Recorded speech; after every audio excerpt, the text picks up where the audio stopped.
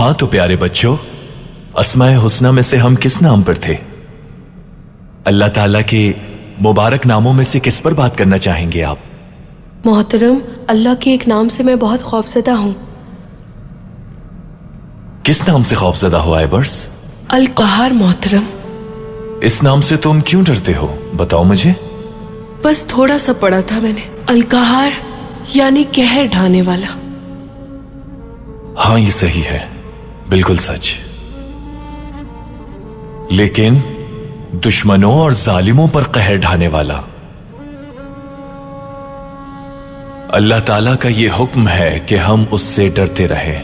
اللہ اسے ہی نوازتا ہے جو اس سے ڈرتا ہے، کیونکہ اللہ تعالیٰ سورہ فاطر میں فرماتا ہے کہ اللہ کے بندوں میں سے صرف وہی لوگ ڈرتے ہیں جنہیں اللہ علم عطا کرتا ہے۔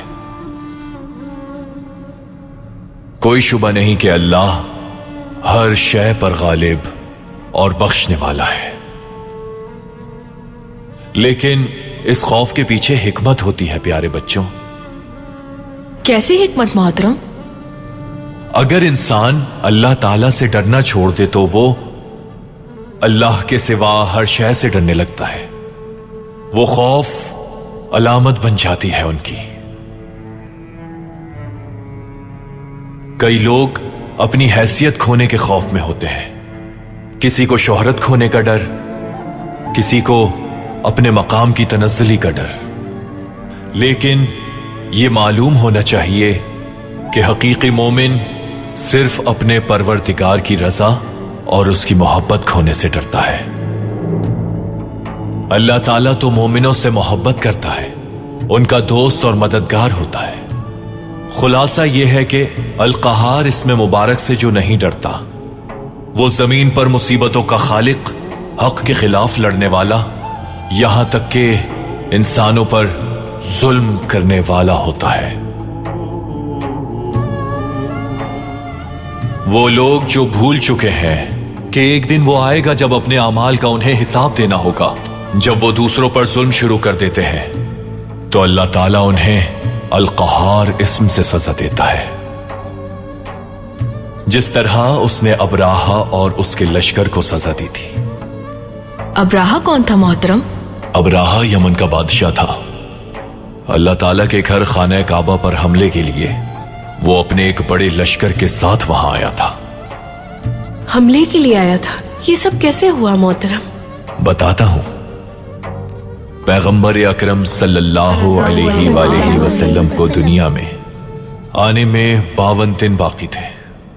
مکہ مکرمہ میں ایک بری خبر پہنچی کہ یمن کا بادشاہ ابراہا مکہ پر حملہ کرنے والا ہے۔ ابراہا نے پیغمبر صلی اللہ علیہ وآلہ وسلم کے دادا عبد المطلب کے 200 اونٹ قبضے میں لے لیے۔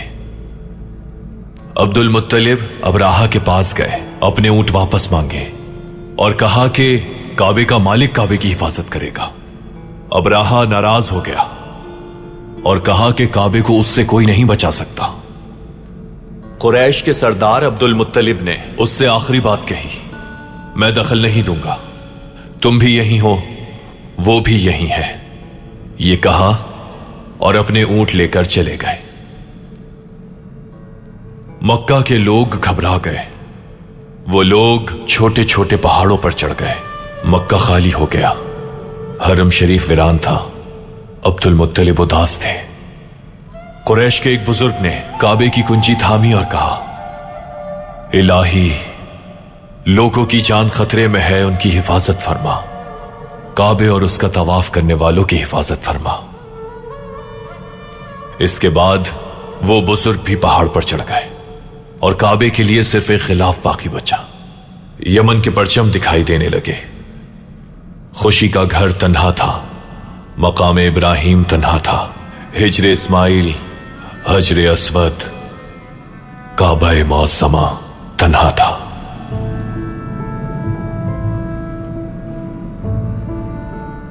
اور پرندے ظاہر ہے وہ چلتے نہیں تھے، کیونکہ اللہ نے ان کی تخلیق اڑنے کے لیے کی ہے۔ وہ زمین پر ہر جگہ اتر نہیں سکتے۔ وہ پرندے تیزی سے آسمان پر اڑتے نظر آ رہے تھے۔